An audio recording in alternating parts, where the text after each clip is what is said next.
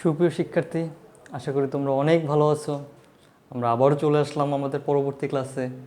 দেখো, গত ক্লাসে আমরা যে আলোচনাটা করছিলাম সেটা আসলে কত পর্যন্ত করছিলাম, সেটা হচ্ছে আমরা আমাদের পরিমাপের তৃতীয় অধ্যায়ের 26 নম্বর সৃজনশীল পর্যন্ত সমাধান করেছিলাম। আজকে আমাদের অনুশীলনী 27 নম্বর সৃজনশীল বাকি আছে এবং উদাহরণে একটি সৃজনশীল বাকি আছে। আমরা এই দুটি সৃজনশীল নিয়ে আলোচনা করব। এর মাধ্যমে আজকে আমরা পরিমাপ শেষ করতে যাচ্ছি। দেখো, 27 নম্বর সৃজনশীলে প্রথমেই কী যাচ্ছে, দেখো একটা চিত্র দেওয়া আছে, সামুদ্রিক আঁকা একটা চিত্র। আমি চিত্রটা একটু বোর্ডে আঁকি, দেখো তোমাদের বোঝার সুবিধার্থে।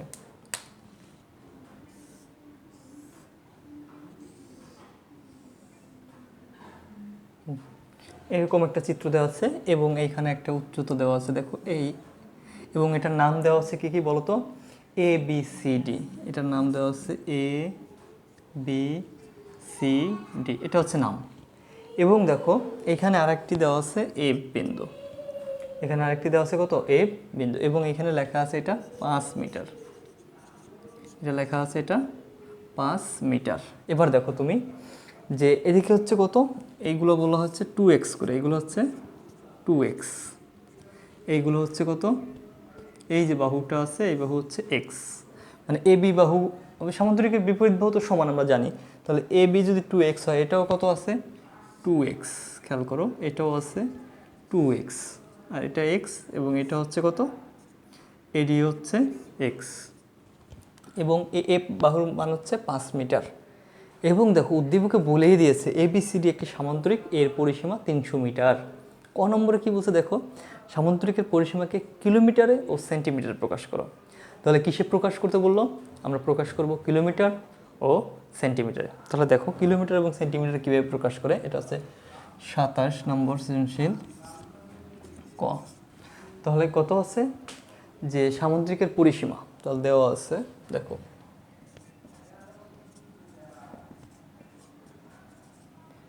দেওয়া আছে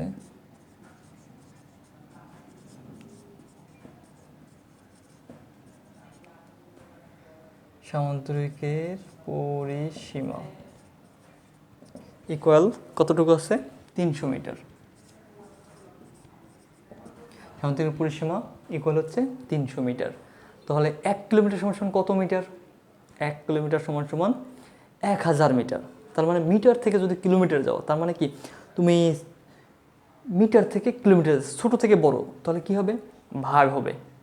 তাহলে কত দ্বারা ভাগ করতে হবে, যেহেতু 1000 মিটার 1 কিলোমিটার, তাহলে 1000 দ্বারা ভাগ করতে হবে আমাদের। তাহলে দেখো জিনিসটা আমরা ভাগ করব কত দ্বারা, তাহলে 1000 দ্বারা। দেখো তাহলে আমরা জানি, এটা লিখে নিই, আমরা জানি 1 কিলোমিটার ইকুয়াল 1000 মিটার, তাই না? অতএব 300 মিটার ইকুয়াল টু 300 ভাগ 1000 কিলোমিটার। এবার দেখো এই যে কিলোমিটার পাইলাম, আমরা জানি যে শূন্যের ভাগ খুব সহজ, শূন্যের ভাগ আসলেই অনেক সহজ। এখানে কয়টা শূন্য আছে, 1 2 3টে শূন্য, তাহলে দশমিক কয় ঘর আগে ভাগ করলে, 3 ঘর, 1 ঘর 2 ঘর 3 ঘর, তার মানে কি ঠিক 1 ঘর 2 ঘর 3 ঘর, 3-এর আগে চলে আসবে। তাহলে 3-এর আগে একটা দশমিক আসবে, 3 শূন্য, শূন্য দেওয়ার দরকার পড়ে না যদি কোনো সংখ্যা না থাকে, তাহলে এর পিছনে একটা শূন্য দিতে পারি, কোনো সংখ্যা নাই, দশমিকের পিছনে কোনো সংখ্যা নাই, সেখানে একটা শূন্য দেওয়া যায়, এত কিলোমিটার। এবার এটাকে আবার কিসে প্রকাশ করতে বলছে, সেন্টিমিটারে। 1 মিটার সমান সমান আমরা কত জানি, 1 মিটার সমান সমান 100 সেন্টিমিটার। তাহলে দেখি এটাকে সেন্টিমিটার নিলে, সেন্টিমিটার যেহেতু ছোট, তার মানে কি হবে, গুণ হবে, বড় থেকে ছোটতে গেলে গুণ হয়। দেখো এটা কত কি হয়, তা আমরা কি লিখব, আবার আমরা জানি 1 মিটার ইকুয়াল 100 সেন্টিমিটার, তাই তো? অতএব 300 মিটার ইকুয়াল 300 গুণ 100 সেমি। তাহলে কত হবে, শূন্য দ্বারা গুণ করলে এই দুটো শূন্য কি বেড়ে যাবে, আগে ছিল 300, এর সামনে আসবে কয়টা, আরও 2টা শূন্য, তার মানে কত হলো, 30,000 সেন্টিমিটার। এটাই হচ্ছে উত্তর। তাহলে ক নম্বর বুঝতে কারো কোনো সমস্যা আছে? আমরা শুধু একটা কিলোমিটারে প্রকাশ করছি আর একটা সেন্টিমিটার প্রকাশ করছি। এর পরবর্তী খ নম্বরে বলা আছে, দেখো কি বলছে, যে সামুদ্রিকের ক্ষেত্রফল কত বর্গমিটার তা নির্ণয় করো। সামুদ্রিকের ক্ষেত্রফল কত বর্গমিটার সে তা নির্ণয় করতে বলা হয়েছে। তাহলে এই ক্ষেত্রফল যদি আমরা নির্ণয় করতে চাই তাহলে আগে কি করতে হবে? পরিসীমা বের করে এক্সের মান বের করতে হবে। যেহেতু দেখো উচ্চতা দেয়াই আছে, আমরা সামুদ্রিকের ক্ষেত্রফল কি জানি?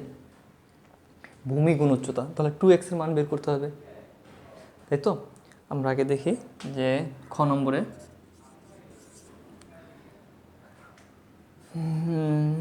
দেওয়া আছে, দেখি দেওয়া আছে কি কি বলতো? এ বিবাহু ইকুয়াল সিডি বাহু ইকুয়াল 2x।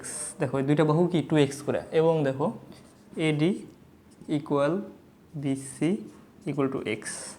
তাহলে এই যে দুইটা বাহু এবং এই যে দুইটা বাহু, দুইটা বাহু কত করে আছে? 2x করে, আর দুইটা বাহু আছে কত? x করে। তাহলে পরিসীমা কি? পরিসীমা হচ্ছে 4 বাহুর যোগফল, আর তার মান দেওয়া ছিল কত? 300। তাহলে কি লিখবো? প্রশ্ন মতে 2x plus x plus x equal 300।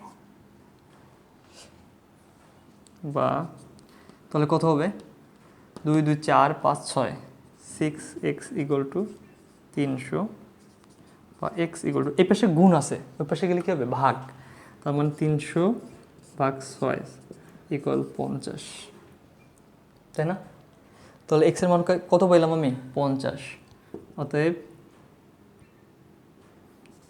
A B ভূমি, অতএব কী লিখব? ভূমি এ বি ইকুয়াল 2 × 50, এটা কিসে ছিল? মিটারে। 2 × 50 মিটার, তার মানে কত হবে? আমি একটু সুন্দর করে লিখি, 2 × 50 মিটার, তার মানে কত হলো? 100 মিটার। এটা হচ্ছে ভূমি। এবং উচ্চতা কত দেওয়া আছে? এবং উচ্চতা হচ্ছে কত? DF equal 5 metre. তাহলে আমরা কি জানি? আমরা জানি সামুদ্রিকের ক্ষেত্রফল ভূমি গুণ উচ্চতা। ভূমি পেয়ে গেছি, উচ্চতাও পেয়েছি, তাহলে সামুদ্রিকের ক্ষেত্রফল বের করা এখন কি আমাদের জন্য খুব সহজ একটা জিনিস হয়ে গেছে। তাহলে দেখো আমি সামনে করলাম, অতএব সামুদ্রিকের ক্ষেত্রফল ইকুয়াল টু কত হবে তাহলে? 100 × 5 বর্গমিটার। তাহলে কত হবে? 500 বর্গমিটার। তাহলে সামুদ্রিকের ক্ষেত্রফল কত হলো? 500 বর্গ মিটার। তাহলে কত সহজ একটা অঙ্ক। জাস্ট তুমি কি করলা, যে পরিসীমা থেকে তুমি ভূমিটা বের করে নিতে হবে। তোমার মূল কাজ হচ্ছে ভূমি বের করে নেওয়া। তুমি যদি ভূমি বের করে নিতে পারো তাহলে তোমার জন্য এই যে ক্ষেত্রফল বা এই যে তোমার অন্য বাহু যেগুলো আছে এগুলো বের করা কোনো কষ্টর কিছু হবে না। এবার দেখো বলছে এ এফ এর মান কত, বা এ এফ এ কত মিটার। এই যে এ এফটা আছে, এই এ এফটা কত মিটার এটা বের করতে বলছে। তাহলে দেখো একটু জটিল জিনিস বলছে, যেহেতু এটা 5 মিটার দেওয়া আছে, এটা আমরা এক্স এর মান পাইছি, এটা 50। তাহলে আমরা যে জিনিসটা জানি সেটা হচ্ছে ত্রিভুজের ক্ষেত্রফল হাফ ইন্টু ভূমি গুণ উচ্চতা, হাফ ইন্টু ভূমি গুণ উচ্চতা। এবং এখানে আরেকটা জিনিস বলে দিয়েছে যে ত্রিভুজ এডিএফ এর ক্ষেত্রফল সামুদ্রিকের ক্ষেত্রফলের 4/1 ভাগ। সামুদ্রিকের ক্ষেত্রফলে কী হবে? 4/1 ভাগ। তাহলে দেখো আমরা জিনিসটা কি করতে পারি। আমি ক নম্বরটা একটু মুছে দিই কষ্ট করে।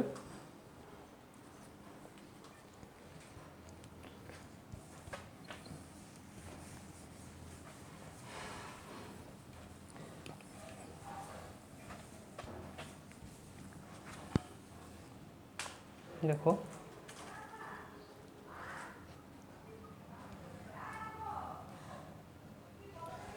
গ, তাই তো? আমরা কি করতে যাচ্ছি? ত্রিভুজ এডিএফ এর ক্ষেত্রফল আগে লিখে নিই, যে খ হতে পাই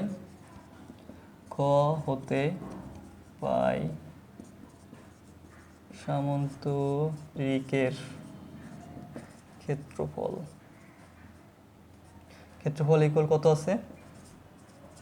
300 বর্গমিটার। তাহলে অতএব ত্রিভুজ ADF এর ক্ষেত্রফল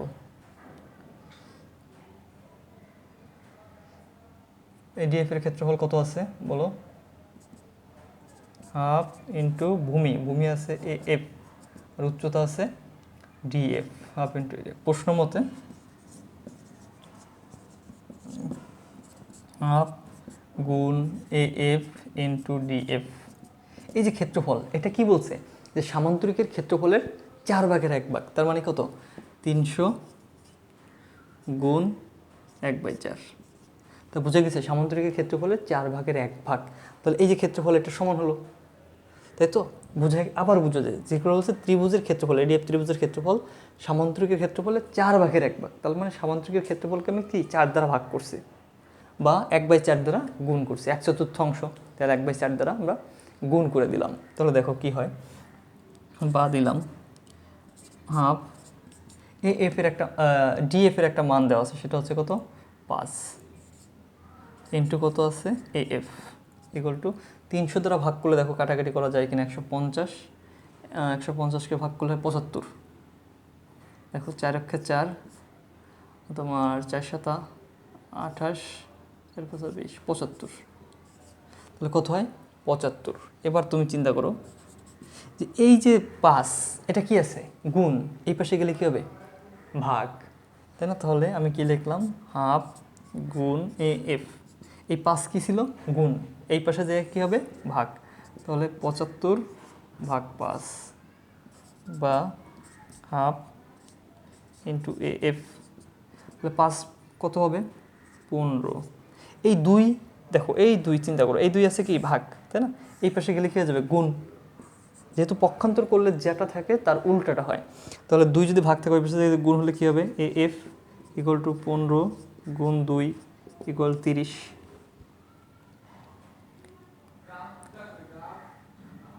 উত্তর 30 মিটার। তাহলে AF এর মান কত দাঁড়ালো? 30 মিটার। তাহলে জিনিসটা একবারে ক্লিয়ার যে AF এর মানটা আসলে কত দাঁড়ালো? AF এর মান দাঁড়ালো 30 মিটার। দেখো এরপরে যে জিনিসটা, এরপর আমরা চলে যাব সরাসরি আমাদের উদাহরণের একটি অঙ্ক ছিল, 7 নম্বর উদাহরণে চলে আসি। দেখো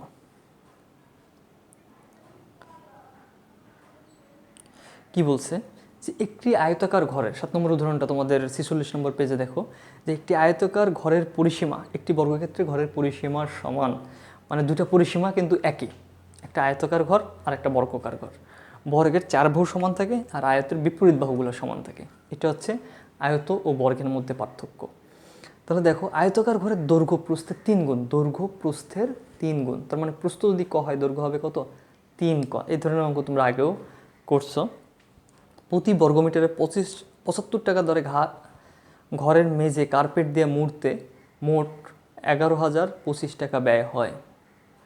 11,025 টাকা ব্যয় হয় প্রতি বর্গমিটারে 75 টাকা দরে মেঝে।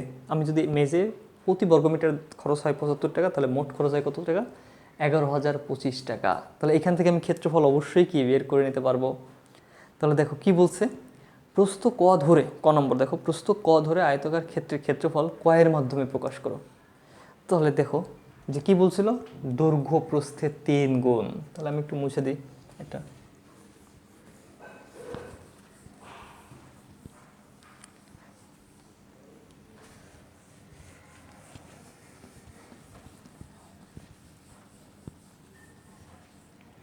আমরা করতেছি উদাহরণ 7।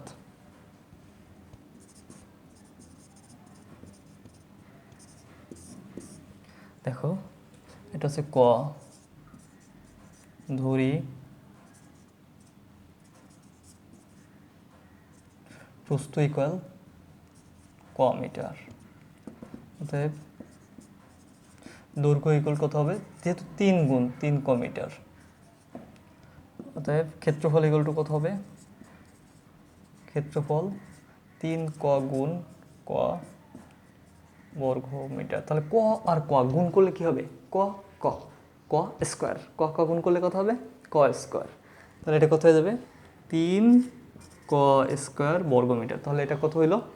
3 ক স্কোয়ার বর্গ মিটার। এটাই আমাদের প্রকাশ, সেটাই হচ্ছে কি আমার উত্তর।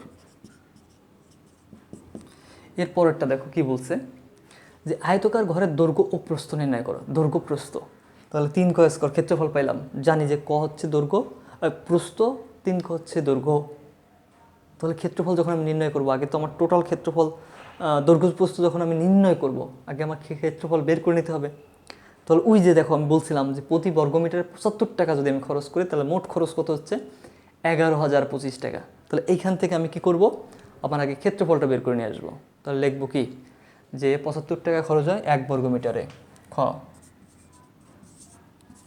75 টাকা খরচ হয় 1 বর্গমিটারে। অতএব কত টাকা খরচ ছিল? 11,025 টাকা খরচ হয়। তাহলে 11,025কে কী করব? 11,025 ভাগ 75 বর্গমিটার, তাই তো? তাহলে এটা কত বর্গমিটার হয়? তাহলে এটা যদি আমি ভাগ করি, তাহলে দেখো তো, এখানে একটু ভাগ করো, 75 ভাগ 11,025, আমরা গ্রাফ করতেছি, দেখো এদিকে। তাহলে 75 কতবার যাবে? 110-এর ভিতরে একবার দিলাম 75, নামে কত? 5, হাতে থাকে 1, 7 আর 8, 8 আছে কত? 11 হবে, 9 10 11 3, তারপর নামলো কত? 2। তাহলে 4 75-এ 300, দেখো 4 75-এ হচ্ছে কত? 300। তাহলে নামলো কত? 52, নামলো 5। এবার দেখো এটা হচ্ছে 4 75 যদি 5-এ হবে 375, 6 হবে 450, 7 75-এ তাহলে কত হচ্ছে? 525। তাহলে কত হলো এটা? 147। তাহলে আমার ক্ষেত্রফল কত পাইলাম আমি? 147 ক্ষেত্রফল পেয়ে গেছি। এবার আমি একটু লিখি যে ক হতে প্রাপ্ত ক্ষেত্রফল, ক হতে পাই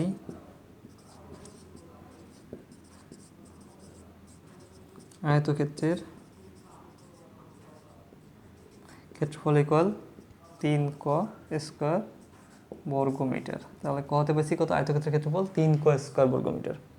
তাহলে প্রশ্ন মতে এবার কী লেখা যাবে বলো? দেখো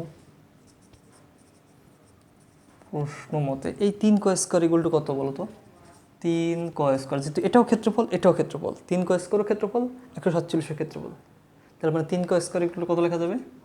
147, বা ক স্কোয়ার ইকুয়াল টু কত হবে? 147 ভাগ 3, বা ক স্কোয়ার ইকুয়াল টু কত হবে?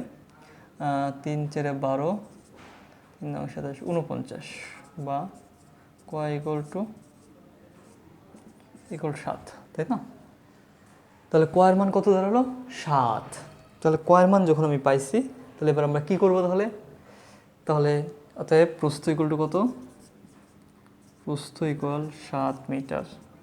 অতএব দৈর্ঘ্য, দৈর্ঘ্য কত গুণ ছিল? প্রস্থের 3 গুণ। তার মানে কত হবে? 7 গুণ 3 মিটার ইকুয়াল কত হবে? 21 মিটার। এটাই উত্তর। তাহলে দেখো আমরা কত সহজে আমাদের উত্তরটা বের করে ফেলছি। এবার কি রয়েছে? লাস্ট যে অঙ্ক সেটা হচ্ছে, দেখো যে 40 সেন্টিমিটার বর্গাকার টাইলস দ্বারা বর্গাকার ঘরের মেঝে ঢাকতে কয়টি টাইলস লাগবে? একটা মজার জিনিস বলে দিচ্ছে, দেখো 40 সেন্টিমিটার বর্গাকার টাইলস, টাইলসের এক বাহুর দৈর্ঘ্য কত আছে? 40 সেন্টিমিটার। বর্গাকার টাইলস দ্বারা আমার বর্গাকার ঘরটিকে যদি আমি ঢাকতে চাই, তাহলে আমার কতটি টাইলস লাগবে? তাহলে আগে কি দরকার? সবার আগে বর্গক্ষেত্রের ক্ষেত্রফল বের করা। তাহলে আমার পরিসীমা, আগে যে পরিসীমাটা ছিল, আমার কথা হচ্ছে কি, আয়তক্ষেত্রের পরিসীমা বর্গক্ষেত্রের পরিসীমার সমান। তাহলে আয়তক্ষেত্রের পরিসীমা কত? আমি এখান থেকে শুরু করি, না মুছে দিয়ে প্রথম থেকে শুরু করি। দেখো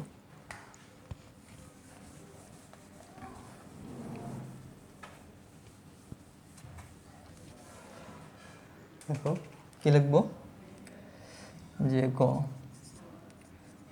খ হতে পাই, খ হতে কি পাই? আয়তক্ষেত্রের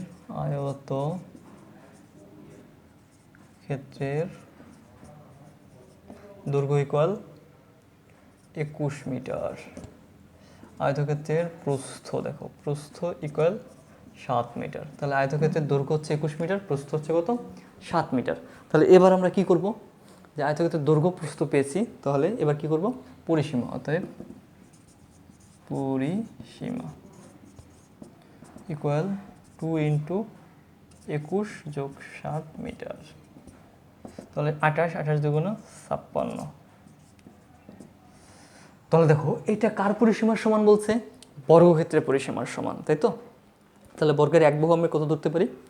ক। ধরি বর্গের এক বাহু, ধরি বর্গের এক বাহু ইকুয়াল, যেহেতু এখানে ক অন্য কিছু ধরছি, এখানে আমি কি ধরতে পারি? খ ধরি। ক তো আমি একটা কিছু ধরে ফেলছি, খ মিটার। তাহলে প্রশ্ন মতে যেহেতু বর্গের এক বাহু যদি ক হয়, পরিসীমা কি? ক মানে এক বাহু যদি খ হয়, তাহলে পরিসীমা কত হবে? খ যোগ খ যোগ খ যোগ খ মানে কত? 4টা খ, 4 খ। দেখো 4 খ ইকুয়াল 56, বা খ ইকুয়াল 56/4। তাহলে কত হলো?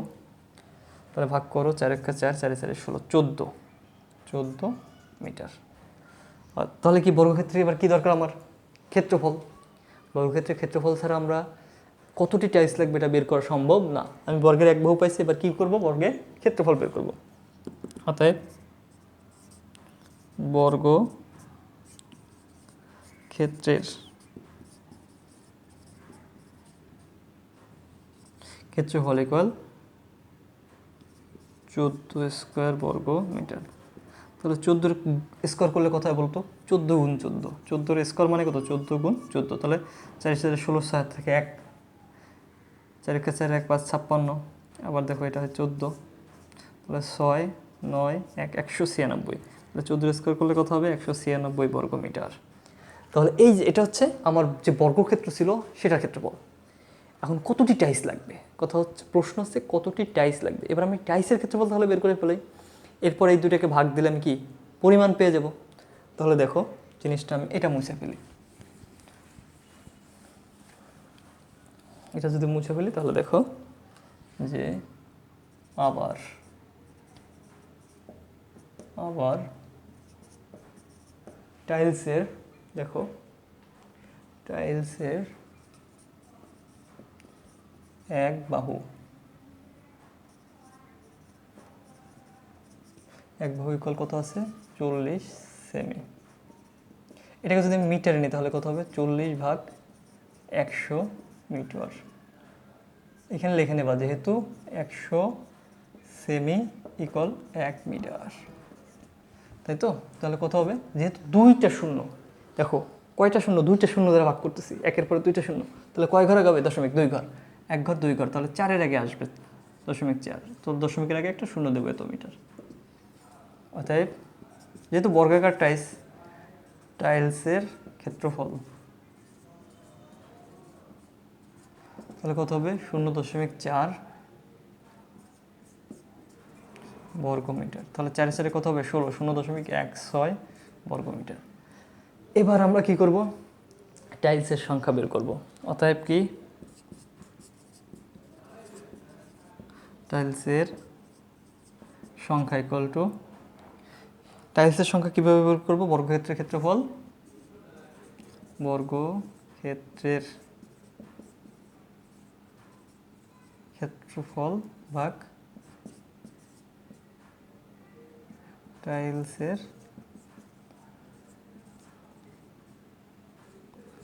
ক্ষেত্রফল। তাহলে বর্গক্ষেত্রের ক্ষেত্রফল কত হচ্ছে? বর্গক্ষেত্রের ক্ষেত্রফল হচ্ছে 196, 196। আর ভাগ করবো কত দ্বারা?